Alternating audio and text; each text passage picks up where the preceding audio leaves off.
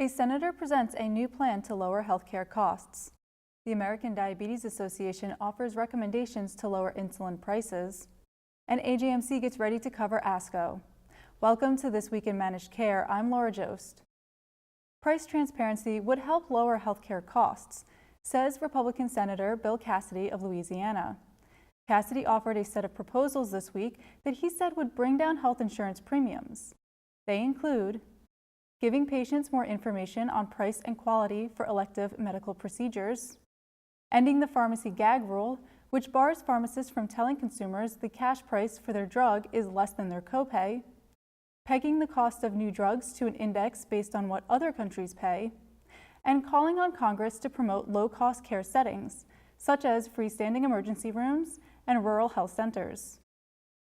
Cassidy also called for HHS to launch a study on the social determinants of health and disparities that currently affect the health system. For more, visit ajmc.com. The American Diabetes Association has released a set of recommendations to make insulin more affordable, based on findings of a working group that were presented at a Senate hearing last month. Insulin costs people with diabetes $15 billion per year, and price increases are one reason the annual price tag for diabetes is now $327 billion in the United States. The policy statement makes 4 core recommendations: streamline the biosimilar process, increase price transparency across the insulin supply chain, reduce or remove patient cost sharing, and increase access to healthcare coverage. ADA supports having HHS directly negotiate with drug companies for Medicare Part D, something that was not included in President Trump's new prescription drug pricing plan. For more, visit ajmc.com. This weekend, the world of cancer care descends on Chicago for the annual meeting of the American Society of Clinical Oncology.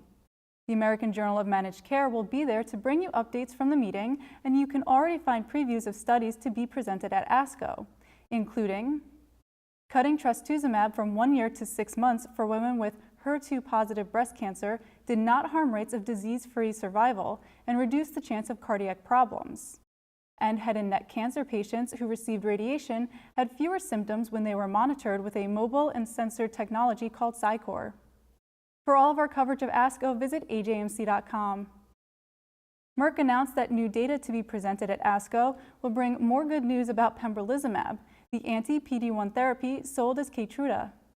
The company said a new phase 3 study from the Keynote trial has shown that the immunotherapy pembrolizumab and chemotherapy helped patients with advanced squamous non-small cell lung cancer survive significantly longer than with chemotherapy alone.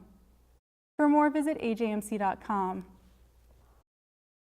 Virginia appears poised to be the 33rd state to expand Medicaid, following votes from the Republican-controlled legislature. New Governor Ralph Northam supports expansion, which will feature a work requirement that was not included in earlier attempts to expand the program. The expansion plan is part of a broader budget agreement. Do you know a young leader in managed care? Early career investigators in healthcare and pharmacy are encouraged to apply for the Seema S. Sonad Emerging Leader in Managed Care Research Award, which honors the late associate editor of the American Journal of Managed Care. For eligibility requirements, visit ajmc.com. For all of us at the Managed Markets News Network, I'm Laura Jost. Thanks for joining us.